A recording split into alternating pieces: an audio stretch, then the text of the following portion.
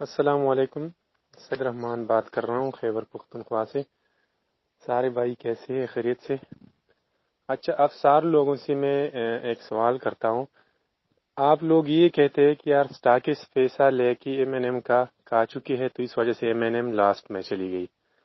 بھائی آپ سے میں یہ پوچھنا چاہتا ہوں، جتنی بھی لوگ تھے 90% لوگ جو کمپنی کے ساتھ جب بھی پیسہ جمع کراتے تھے وہ سیدھا کمپنی کے اکاؤنٹ میں بھیج دیتے۔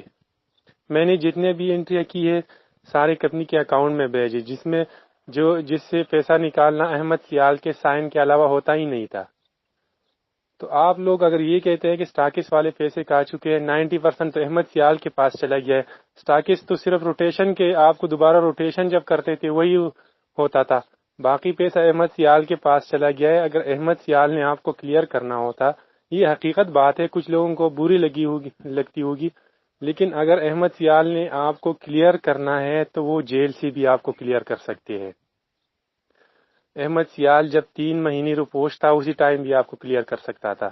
اینڈ ٹائم پہ آ کے لاہور میں گرفتاری دے دی، 3 مہینوں میں کیوں نہیں پکڑا جا رہا تھا؟ یہ ٹوٹل ایک گیم کے تحت کھیلا جا رہا ہے۔ احمد سیال کے فیملی باہر ہے، اس کے ساتھ پیسہ کدھر سے آ رہا ہے؟ آپ لوگوں کا پیسہ ہے۔